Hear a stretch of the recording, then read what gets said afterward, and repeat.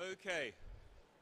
Good afternoon, everyone. For those of you who've been here a few days, well done for the kind of ability to keep going at COP27.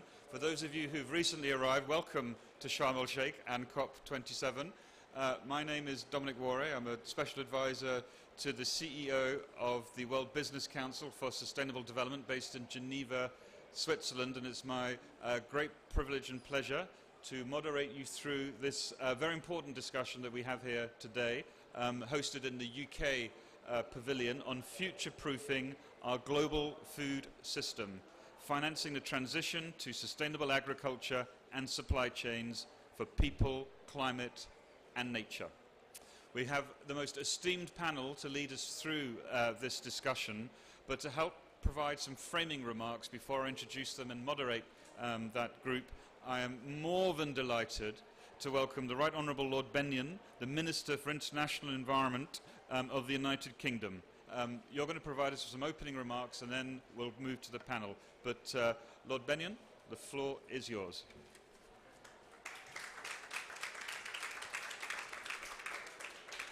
Thank you very much, Dominic, and welcome to the UK Pavilion. It's great to see you here. I've only been here under 24 hours, and I'm amazed at the resilience of some of you. Some of my team have been here 1 week, and they've got another week to go, and they all look fresh as a daisy. So I'm impressed by people's determination to make a success of this COP and to build on the success of COP26, where we connected nature with climate in I think a way that for those, I can't take any credit for it, but for those that did that piece of work, it really did set the mood for this and the determination we all have to try and make sure that we're talking about such important factors as agriculture within the context of climate and environment, because the underlying fragility of our agricultural systems has been laid bare by the current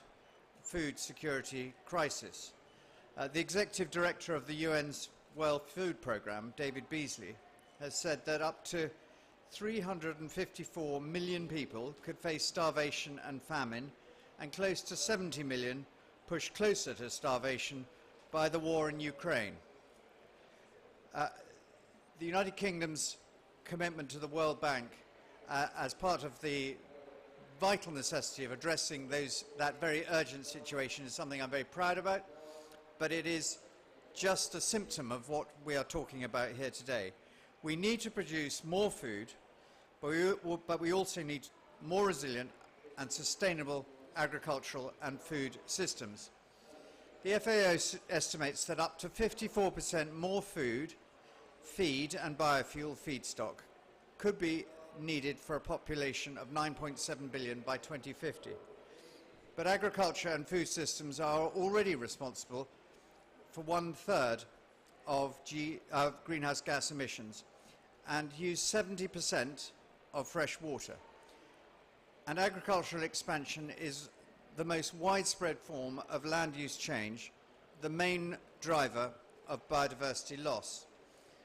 And these impacts are already starting to impact on the resilience and productivity of our agricultural systems.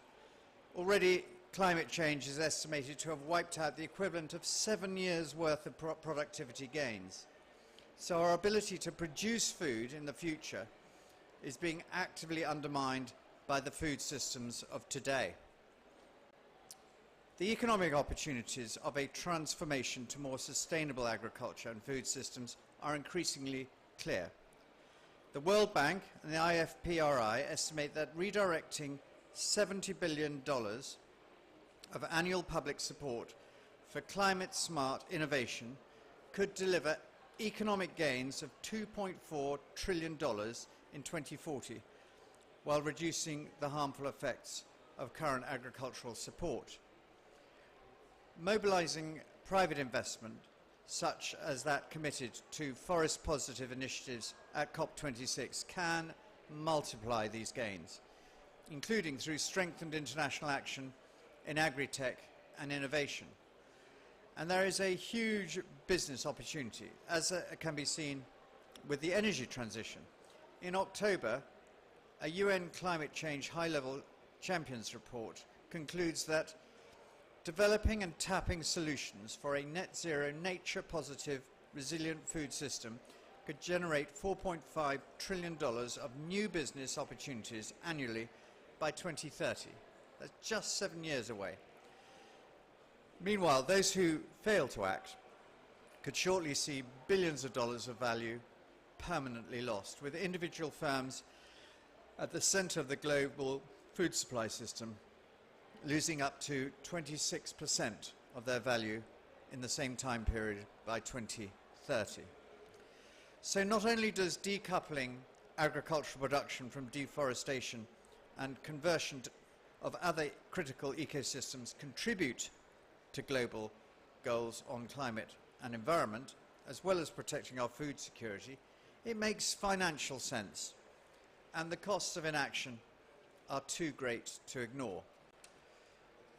Policymakers, companies, and financial institutions all need to play a part in better understanding and managing risks associated with the agriculture, forestry, and land use sector. And we need to ensure that finance and business have access to the right tools and understand and manage these risks. At COP26, the Task Force for Climate-Related Disclosures strongly advised that emissions such as those from the food, land use and agricultural sectors are disclosed. I'm encouraged to see new guidance from the World Business Council on Sustainable Development to ensure businesses can better understand the risks that emissions from these vital sectors pose. COP26 saw countries and businesses stepping up to the plate in their commitments.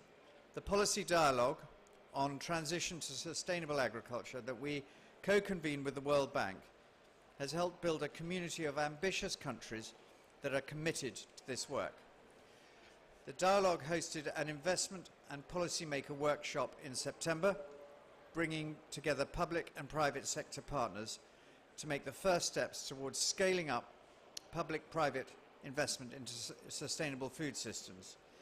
The transition is not just desirable, it's urgent and imperative if we are to provide future food and economic security.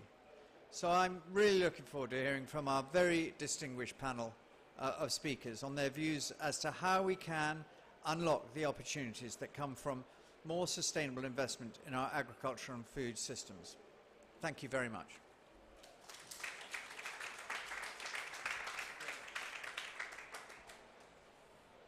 Thank you very much, Lord Benyon. That's a brilliant kind of opener, and it sets the scene for the discussion. Here we're here to discuss and see where there are demonstration points about why the transition to more sustainable agriculture and food systems is so necessary and so urgent. What are we learning? What more do we need to do? So you set the scene brilliantly with those remarks. Thank you very much. We do have a wonderful panel, so I'm going to step outside of the podium and go over there, and we're going to sit on these stools, which hopefully are comfortable for the next 35 minutes or so for the discussion. Okay. So, if you'd like to come up, and then you go 1, 2, 3, 4,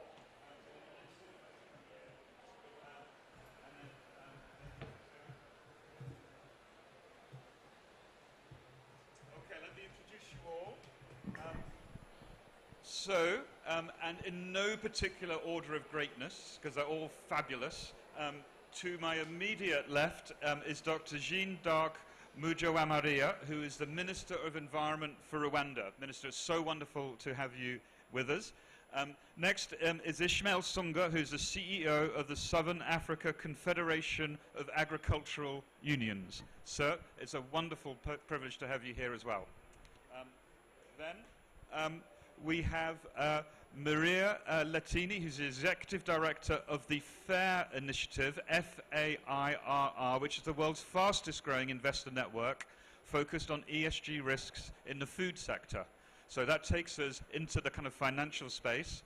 And then we have Justine Bolton, who is the Environment Sustainability Manager for First Rand, which is one of the leading financial institutions in Africa. So we couldn't have a better lineup for this discussion, honestly. So I'm going to move here and sit down on my bar stool, but there will be a little bit of a kind of microphone swap, Minister, to you. I think we've kind of got a good play in there. So let's get going. Minister, from what Lord Bennion has said, it would be just a delight to set the scene with the kinds of successes that Rwanda has had in bringing agriculture into the environment and climate conversation, and the finance issue into both. We've all followed just the tremendous progress that Rwanda's made, and your insights and thoughts on this topic would be well received. Minister, over to you. Thank you very much, ladies and gentlemen, dear panelists, colleagues. Good afternoon.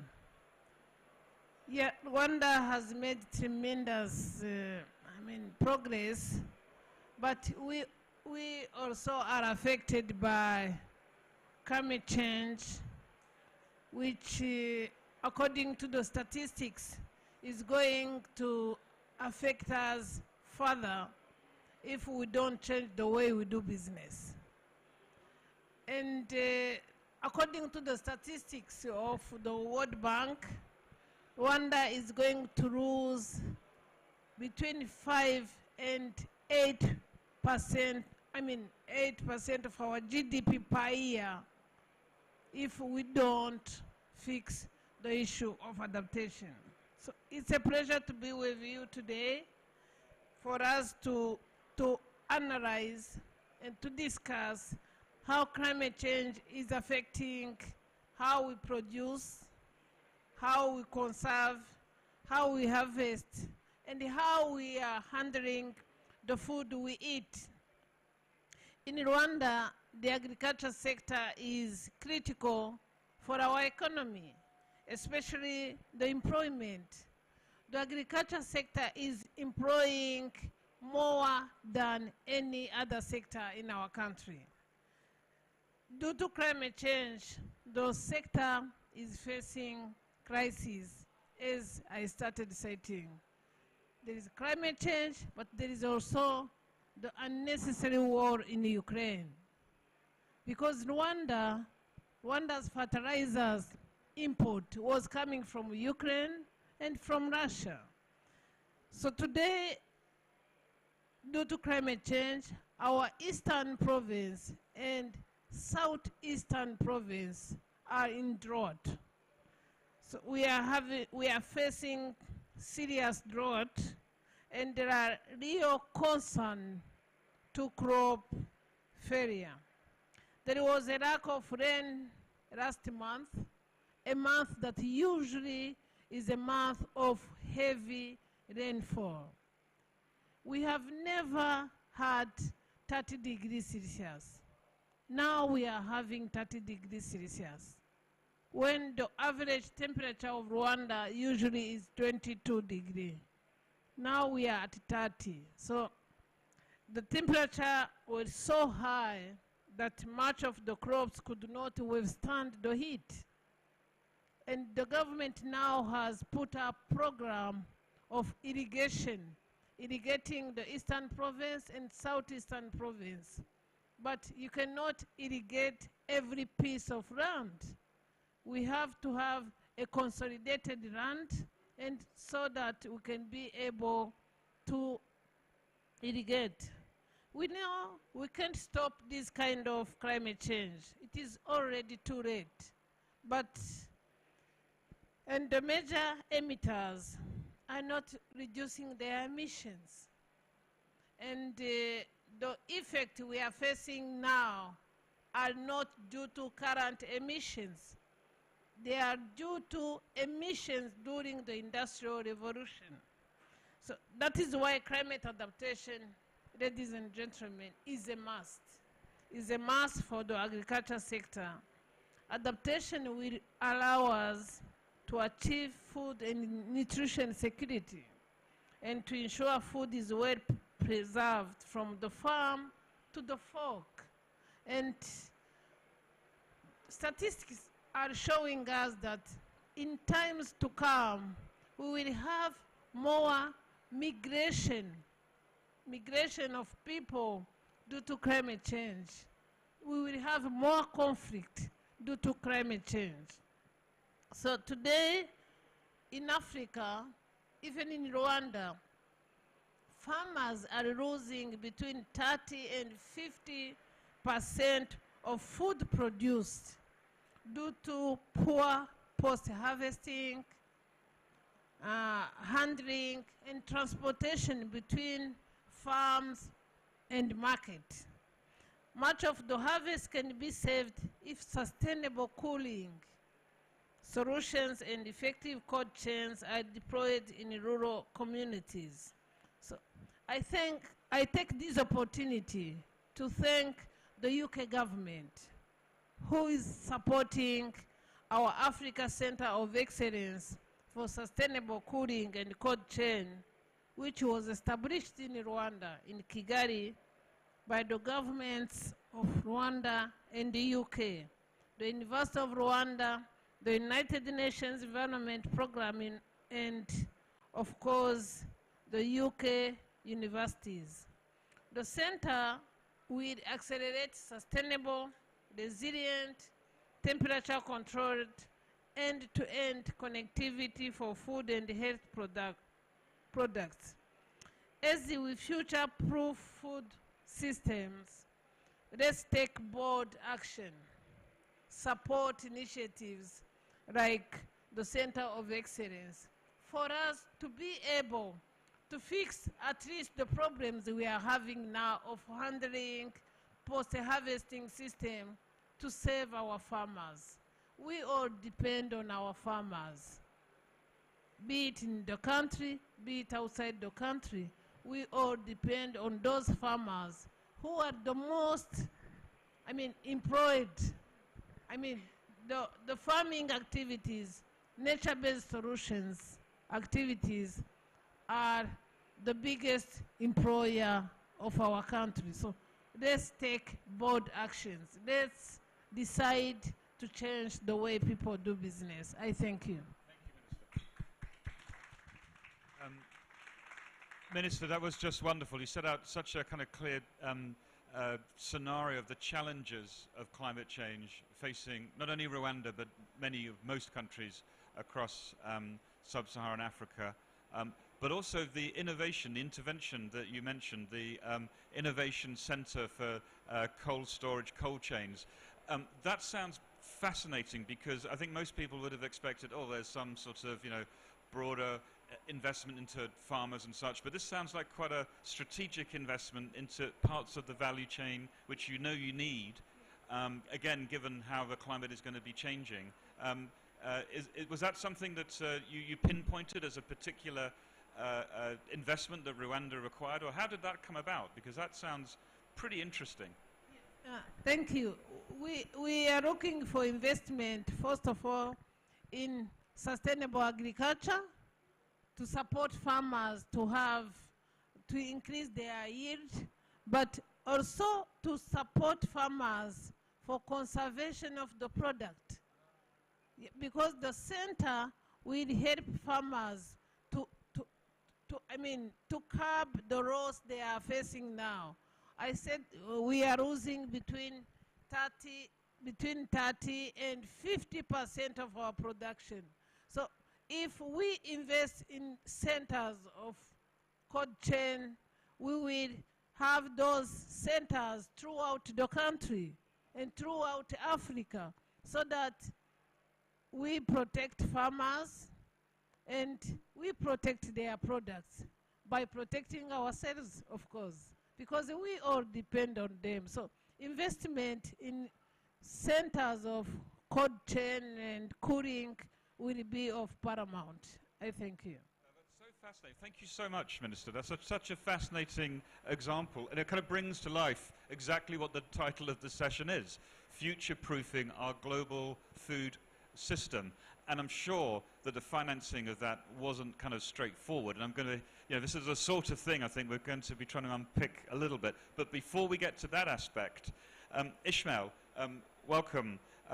So perhaps from your experience, in terms of farmers maybe on the ground, I mean, that's quite an innovative investment in terms of an innovation center for cold chain and cold storage, but what are you seeing that perhaps farmers on the ground are needing in terms of some of these future-proofing interventions or innovations? What challenges are your members facing, and what would you advise to the folks here in this room? Thank you, sir. Thank you very much. Indeed, it's a privilege for me to be part of this panel. I just want to highlight a few things from a practical perspective, what we see is happening on the ground without necessarily having scientific evidence for it. Okay, let me be a bit closer. I just want to highlight from a practical perspective some of the observations that we are making with respect to farmers' responses to the risks and challenges they face, as well as to the opportunities that are emerging. Interestingly, they don't think of that in terms of climate or this and that. No, they just encounter risks. It could be market risk, it could be climate risk, it can be any other risk, and naturally they respond to it. We can decide to call it adaptation with mitigation called benefits, or we can decide to call it mitigation with adaptation called benefit, but they just do things. I'll give a practical example of some of our young entrepreneurs. They are using insect-based feed for poultry, but they are not doing it in the name of managing climate change. You know? They just found it interesting, and they're making money out of it. And so things are happening. They're not happening because they want to cool the earth. No, they want to make money. So I mean, the point being that perhaps if we put more profit into climate and make climate exciting, look at entrepreneurial opportunities that come with climate, with sustainable farming, then we are going to see the change that we want. So they don't have this narrative of adaptation and mitigation. They just respond to issues. And perhaps if there are going to be facilities such as we know that are going to be available to support adaptation and mitigation, we probably now want to introduce them to those facilities. We believe such facilities can actually be cheaper to access. But if they don't know about those facilities, then it becomes very difficult for them to access it. They will just be going on doing their business on a day-to-day basis. And we also believe that there's a lot of innovation that can be, if we could map out what are the entrepreneurial opportunities that are on the mitigation side, a collection of them from all over the world, and what are the emerging entrepreneurial opportunities on the mitigation side and adaptation. And then look at what could be the investment potential, quantify it, and then try to look at a business case. As an example, if I look at insect-based poultry feeding, the question is, what is the total value of business for that in Southern Africa? Can you help us map it? And how can we then put investment profiles? And how can we crowd in both commercial money, development money, philanthropic money to come to bear with that opportunity and crowd them in? The final point is that we have an ambition, as an example, of promoting the development of 100,000 young carbon agropreneurs in Southern Africa. And we really need to check it out so that we can also access the green financing that is there. Because if they don't know that there are facilities and they keep on doing things, they might be doing it more expensively, and yet it is a public common good, which they are not being paid for. The question is, they might actually get much more if we factor in the fact that they are actually doing much, much more than they are doing for themselves, but for the rest of the world. Thank you. Ishmael, that was brilliant, and that took us into a direction I didn't think we were going to go in, but I love the idea of the challenge that you've thrown out, that we're talking about kind of entrepreneurs here, small-scale entrepreneurs, and the kind of insect-based protein for chickens was a brilliant one, because there are hundreds of small businesses, basically, hundreds of small entrepreneurs, not looking for policy words like adaptation and mitigation and all of that, but I want to grow my business, and I want to grow it in a way that is sustainable and can feed my family and feed the community. Fascinating, brilliant. Okay, and that requires the investment, as you were mentioning, towards the towards the end. And that is a difficult thing, I think, for if we look to our other two panelists, because there's always this classic thing of how does one get scalable projects, how does one find the finance all the way down. There's always this thing, there's so much money. Everyone says it's not the money, it's, you know. So let's explore that a bit now that we've kind of heard elements of the innovation agenda from the minister, and that we have millions of entrepreneurs. We don't have kind of victim farmers. So, Maria, from your perspective of the FAIR Institute, as I mentioned, you know, this incredible investor network focused on ESG risks in the food sector. Kind of what are you seeing from your perspective in this whole space? Are people getting more interested in kinds of innovations and opportunities that we're hearing here, or is this still quite a difficult area? It'd just be fascinating to get your side of the perspective on this. Thank you. Yeah, sure. Well, thanks very much, and I think the minister's laid a perfect groundwork for what's needed. I mean, to answer your question plain and simple, and maybe just use the FAIR network as an example, I mean, we were launched 6 years ago. We now have 350 members whose total combined assets are almost $70 trillion, and I think that speaks for itself. In such a short period of time, investors who are absolutely interested in understanding the risks in agriculture and animal agriculture globally and the opportunities in this space have come to us, our network, to really understand and get more research, get more tools, understand the opportunities in the market, and be able to understand the policy landscape as well. I think just even using FAIR again as an example, I mean, when we first started the FAIR initiative, the investors weren't really aware of how food intersected with climate, how food intersected with human health other than nutrition, and how food intersected with biodiversity. And that has changed very quickly. And you've seen capital around the world begin to move as a result of that. You've seen investors really trying to get the market and experts to value nature, to value biodiversity, and to value the assets that are in the market, right? And that's the first step in really getting investment capital, either to inject capital into sectors or to deny capital to sectors. You know, we've seen investors with 18 trillion in capital support a letter that we have sent to the FAO in order to build a roadmap for agriculture in line with 1.5 degrees like we had with the International Energy Agency. And I think that in and of itself will really set the groundwork and level the playing field so that investment will know where to come in. And all along the way, whether it be equity investments with large companies, whether it be debt investments, whether it be private capital, or whether it be venture capital. But I think you have an interest from investors ready and willing to inject capital across that value chain. Maria, that was brilliant. Did I hear the word 18 trillion? That's right. Well, you have 70 trillion in our network. So you have 70 trillion of AUM that sits in our investor members that is interested in looking at all of the all global sectors, but specifically signing up to FAIR because they're interested in understanding sustainable agriculture. You've got a very interested minister right next to me with that. But this is fascinating, isn't it? Because there is money interested in this area through the network, the brilliant network that you've created, established, and led. And that's grown so quickly. And we hear, if you like, on the other side, that open for business. Yeah. So, Justine, no pressure. but you're kind of in the intersecting point here, I think, at First Rand. You know, as one of Africa's leading financial institutions. So how do we make this plumbing work between the assets under management which are interested in this and what Ishmael was saying about the more than millions of entrepreneurs and what Minister was saying about innovation hubs? Is this like a terribly exciting or a terribly frustrating marketplace to be the environment sustainability manager for First Rand? It must be kind of both at the same time, I don't know. Love to hear your thoughts.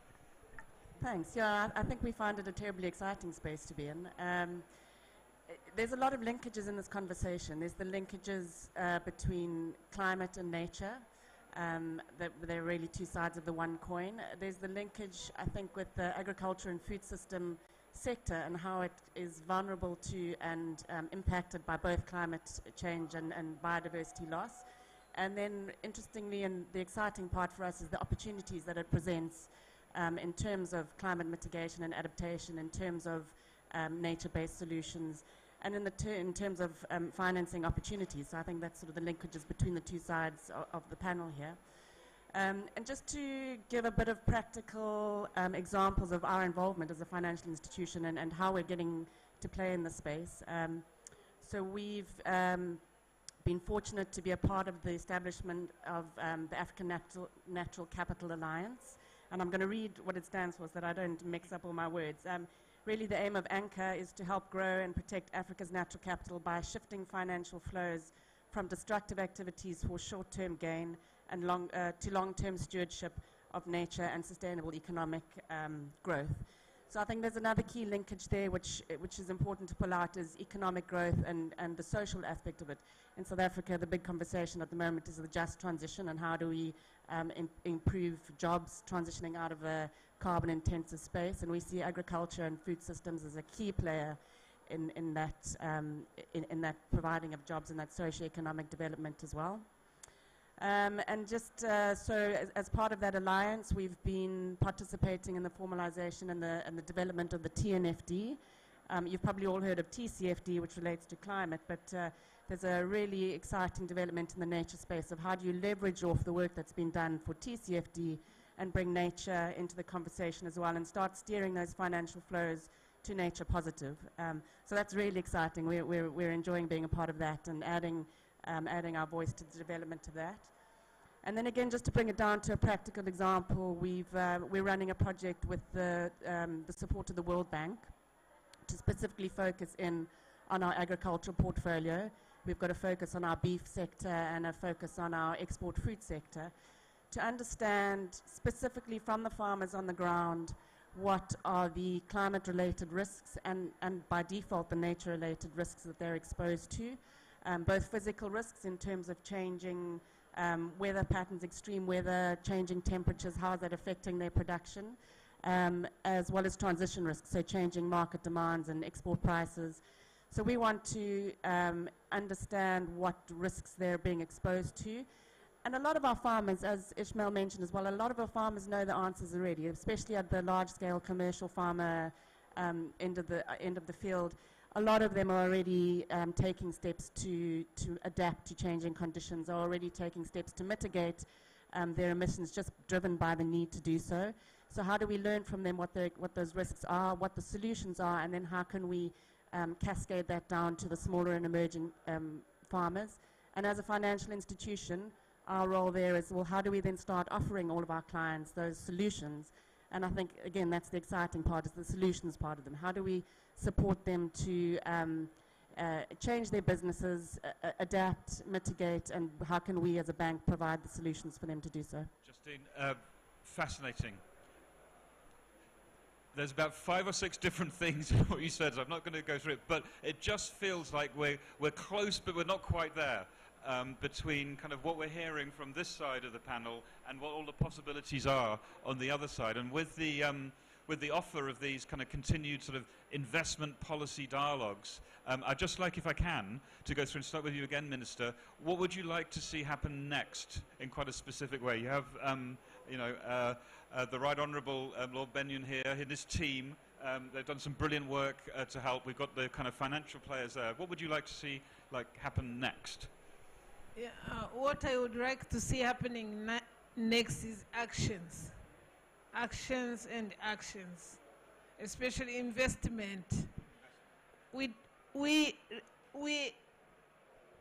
appreciate aid, but we appreciate more investment. Because if you invest in nature-based solutions, $1, you get 30. You get $30. So there's opportunity over there.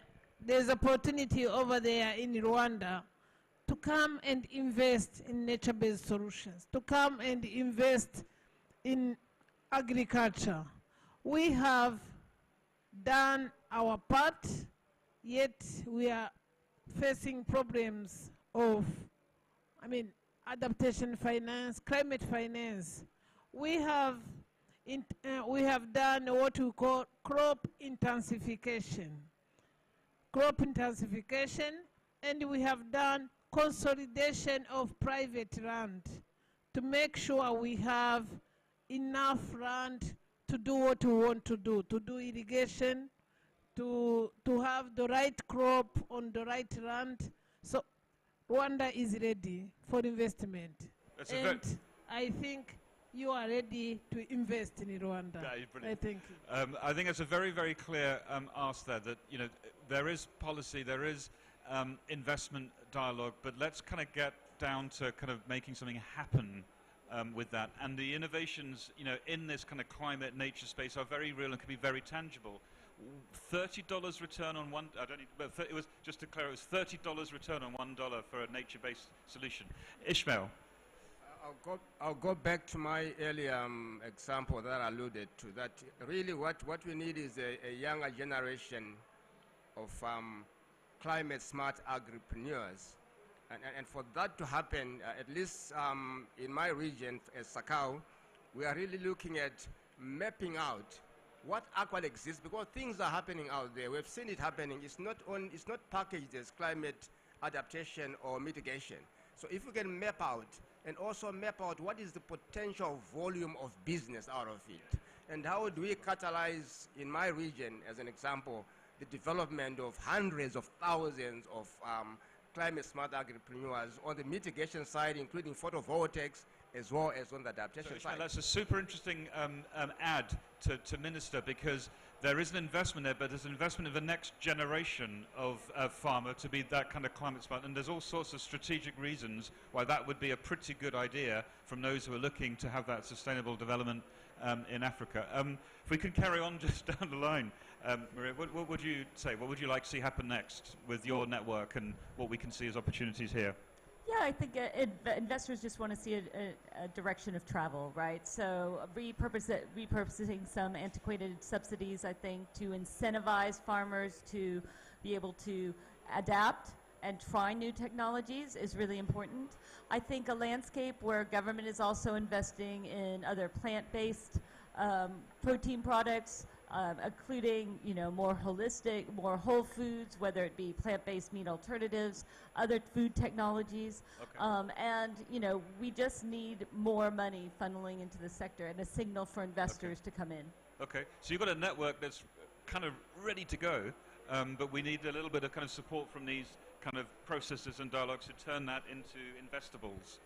Yeah, exactly. I think we just need a signal. I mean, the UK has been quite progressive on this front, including thinking about how it's going to be generating new jobs, right? And I think that's a critical part of this discussion, particularly for developing countries. That has come through a lot, doesn't it? The jobs and the employment. Well, you know, if we can't support farmers and other workers in this transition, we're going to be right back where we started. Mary, thank you so much. Again, Justine, you got the kind of great job of the sort of sweeper in this hour. So, no, but I think it ties in quite nicely then. For me, the final sentiment comes down to, and I've heard a lot of it at this conference as well, is de-risking. De-risking the source of finance. De-risking. De-risking the source of finance. So where's the money coming from? And I think this agriculture and food systems conversation speaks to de-risking our clients and customers. How do we make them more resilient?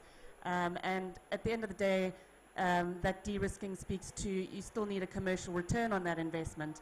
So how do we achieve that? That's brilliant. Well, I mean, you've really lived up to expectations. So what a wonderful panel. Give them a round of applause. And thank you so much. And it would be remiss of me not to say, so we're delighted that the World Business Council for Sustainable Development be helping in all of these, and we're a TCFD and TNFD implementation partner, and thank you for all of your collaborations with this. Thanks to our friends and leadership in the UK government for putting together this wonderful conversation, and also for all the great work that you are doing. You can see how important it is and what is required, so I hope that's given a flavour of the shaping of the initiatives over the coming period. With that, and again, a deep and big thank you, we'll close this discussion. Thank you very much, everyone.